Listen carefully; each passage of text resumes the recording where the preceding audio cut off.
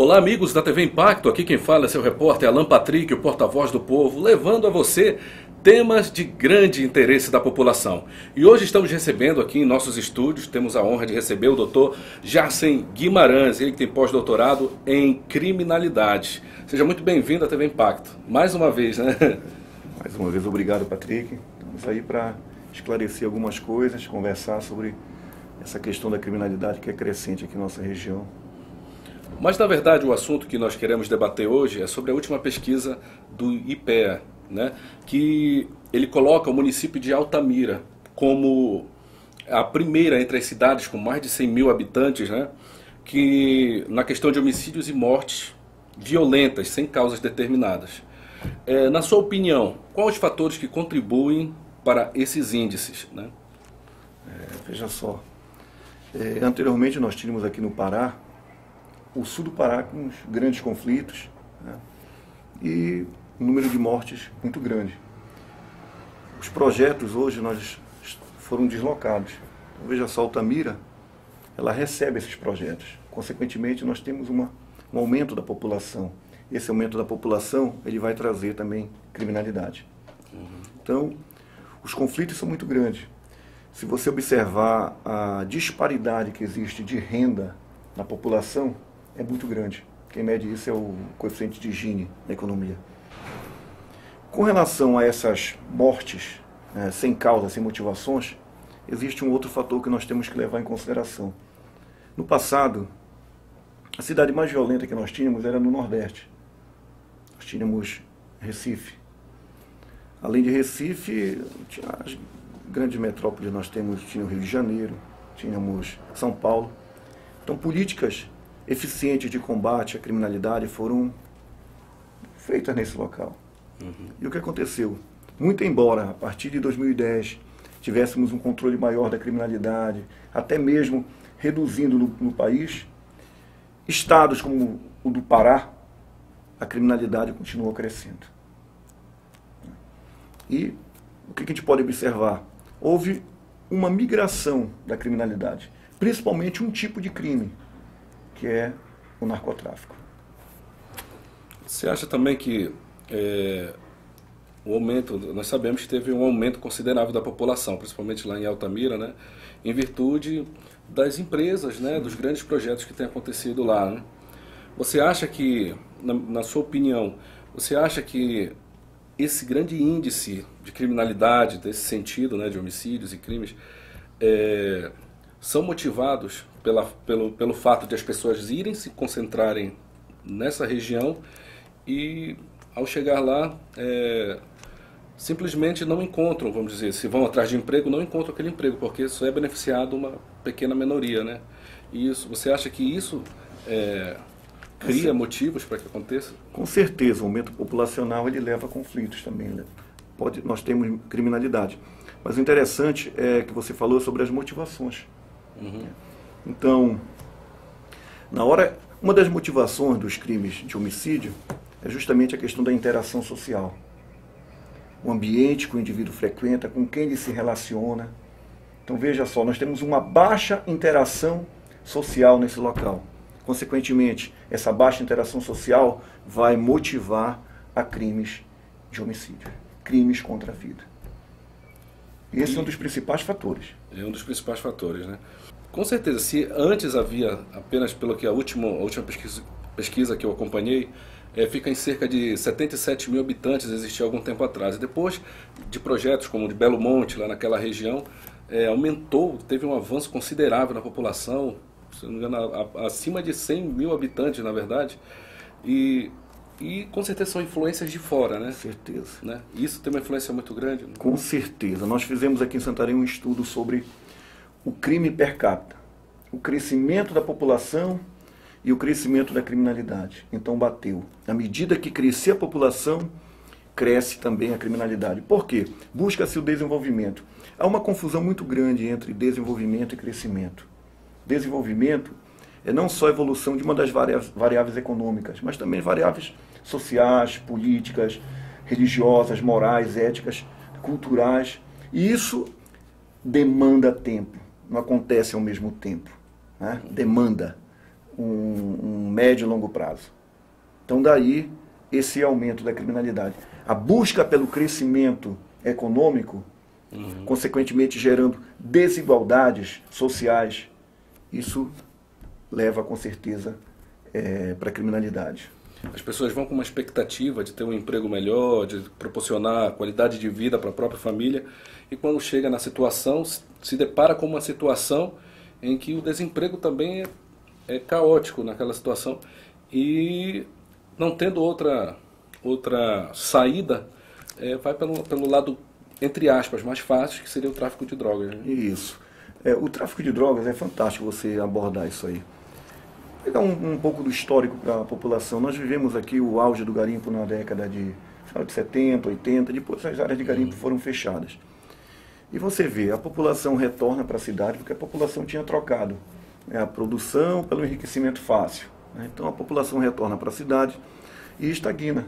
Depois a população de Santarém volta de novo a crescer. Com esse crescimento você tem um aumento da criminalidade, mas principalmente os crimes contra o patrimônio. A partir de 2008, 2009, a cidade viveu um aumento muito grande de um outro tipo de crime, que é o crime de tráfico. O crime de tráfico de droga, entre as atividades ilegais, é a maior do mundo. Ela movimenta em torno de uns 320 bilhões, mais ou menos. Eu acho que esse é o número. Né? Atividades ilegais. Então está o tráfico de drogas. E Santarém cresceu nisso. Santarém é rota, passagem do tráfico. Mas o que aconteceu em Santarém? A polícia desenvolveu mecanismos para combater o tráfico de droga. Porque olha só, olha o mal que ele faz. O tráfico de droga ele estimula outro tipo de crime. Você tem o furto e o roubo. São crimes motivados pelo tráfico de droga. Então se você combate o furto e o roubo, e tem um tráfico aqui que continua necessitando desses dois delitos. O que a polícia está fazendo? Hoje a polícia está desenvolvendo, trabalhando com geotecnologia, né? Georreferenciamento, geoprocessamento, profissionais que antes nós não tínhamos na polícia, seja civil ou militar, principalmente na polícia militar. Agora tem as estatísticas em cima dos BOs, eles estão mapeando a criminalidade e, em função disso, atacando justamente, combatendo esses crimes justamente no seu foco. Daí a redução, inclusive, o controle da criminalidade em Santarém. Então, no caso, isso justifica o fato. Santarém não tem tantos atrativos econômicos, né, para pessoas que vêm de fora até, que poderia ser considerado, se formos comparar com Altamira, né, não tem tanto assim, não tem um atrativo tão grande assim, por enquanto, né. Mas, então nós podemos considerar que até, inclusive, tem uma pesquisa em que Santarém é considerada a segunda cidade mais segura do Pará, né? Só que o que nós podemos ver hoje, como você citou agora há pouco, de um tempo para cá, as pessoas vivem em uma constante sensação de insegurança. Pessoas que antes caminhavam para se exercitar, hoje já não levam mais o celular, porque praticamente é certo que existe uma possibilidade de ser roubado, subtraído aquele celular. Ou qualquer outra situação. As pessoas antes costumavam ficar em frente às suas casas conversando até altas horas da noite, e hoje não podemos mais ter esse desfrute, não temos mais essa segurança, né? Então nós podemos também colocar como motivo também principal o tráfico de drogas, né? Porque se um viciado, na minha opinião, se existe um viciado que ele precisa de qualquer forma consumir aquilo lá, aquela droga, ele precisa gerar renda de alguma forma, né? E como essas pessoas, até psicologicamente, eu acho que estão abaladas nesse momento, procuram melhor formas para eles, entre aspas, né? Que seria o roubo, né? O furto. E isso se reflete no que está acontecendo em Santarém, pessoas abordadas o tempo todo, e isso gera uma grande segurança. Uma grande segurança. Você teve, muito bem frisou aí, nós tivemos a expansão, por exemplo, do PCC, o Comando Vermelho. Então começaram a se expandir. Aqui no norte nós temos filiais e atuando justamente no tráfico de drogas. O tráfico de drogas é uma indústria que emprega, entre aspas, emprega de forma ilícita muitas pessoas. Só para ter uma ideia, tivemos um trabalho em Belém, mapeando a questão do tráfico de drogas, a implantação do tráfico de drogas, eles vêm justamente em cima das lacunas deixadas pelo Estado. Tivemos um amigo nosso que faz parte da nossa rede de pesquisa, ele é da UEPA, observou o seguinte, que em alguns bairros onde há fragilidade do Estado, o tráfico de drogas passou a imperar. E o furto e o roubo é impedido nesses bairros, mas nos bairros vizinhos não. São chamadas as tecnologias do tráfico, por exemplo, como impedir o roubo naquele bairro onde o traficante age. Eles chamam de corpos expostos, né? Então são mortes e deixa lá o corpo para todo mundo ver, ou tiros para alejar o indivíduo, para falar, olha, aquilo ali é em função do tráfico, tá vendo? Não pagou e outras coisas. Então existem o que eles chamam de tecnologias para expor o poder do tráfico perante a sociedade. Porque o tráfico, a gente pensa que é só vender, comprar, tal. Existe uma rede complexa de atividades ilegais, né? Milícias e etc. Então, o tráfico é um crime complexo de se verificar. Especificamente para Santarém. Esse crescimento do tráfico aqui na cidade se deu porque, de novo, Santarém é rota do crime. A nossa fronteira aqui é extensa, é difícil o policiamento, né, o controle. Então, os bandidos se aproveitam dessa situação, né, para tentar passar por aqui. E rota que eu digo é Brasil e Europa. Como você citou, só queria saber a sua opinião, né? Vamos ver, especular alguma coisa. Em relação, você diz aqui que em Santarém se criou-se uma inteligência, né, tecnológica, com peritos e tudo mais, que hoje possibilitam, né, um embate mais frente a frente, né, com os traficantes também, em relação, porque ele tem a inteligência deles, como você acabou de falar, né? Em Altamira, você acha que precisa também ser instalada lá também uma situação como essa, assim como ocorre aqui em Santarém? Com certeza, em todos os locais precisam. Você acha que tem uma carência lá disso? Com certeza. Existe, quem estuda a questão da economia do crime, verifica que existe uma taxa aceitável de criminalidade, onde os gastos, o custo que o Estado tem é muito maior do que os benefícios que a sociedade vai ter. Então, Altamira é o contrário, né? Tem que se gastar, tem que se investir para combater a criminalidade. O investimento se dá em vários níveis. Eu falo combate por meio do policiamento, por meio do judiciário, mas existe a questão também da prevenção, por meio de políticas públicas eficientes para minimizar isso. Por exemplo, se fala muito da escola em tempo integrado, né? Grande parte das pessoas que entram nesse mundo do crime são pessoas jovens. Então nós temos que tentar evitar com que essas pessoas cheguem até lá. Tem um trabalho fantástico que foi feito nas principais capitais do Brasil, que é o Celso Ataíde, um livro chamado Cabeça de Porco e Confusão. Ele estava fazendo uma entrevista com um rapaz do tráfico, um garoto, se não me engano, 13 anos, e perguntou para o rapaz: por que você está no tráfico de drogas? Você é o quê? Eu sou fogueteiro. Dentro da hierarquia, ele era o fogueteiro que avisa a chegada da polícia, de estranhos. E ele disse: por que você não estuda? Estudando você pode ser um profissional, pode ser um engenheiro, pode ser um médico, você pode ter sua casa, ter seu carro, escolher, viajar. E depois que ele achava que tinha convencido aquele rapaz, né, aquele jovem, ele retorna à pergunta inicial: quando você crescer, você quer ser o quê? E o garoto responde: quero ser traficante. Então ele já estava contaminado pelo tráfico. Já tem todo um pensamento embutido, né? É incrível como é influenciável, né? Como você disse, as más influências, né? Aquele povo pode ser até pacato, vamos dar um exemplo, Santarém pode ser até pacato, mas com as influências, né, que as pessoas acabam a sedução é tão grande, né, com relação a isso, e até porque é um dinheiro fácil, né, uma forma fácil de ganhar dinheiro, e muito dinheiro, como você disse, é uma indústria, entre aspas, que movimenta bilhões. De certa forma, na cabeça de alguém, como esse rapaz que você falou, é algo prioritário para ele. As teorias explicam isso. Tem uma teoria da anomia que diz o seguinte, que o indivíduo ele não vê, no curto espaço de tempo, formas para um enriquecimento, para ter bens. formas legais, uma coisa legal para ele ter bens. Então o que ele faz? Ele acaba indo para o mundo do crime.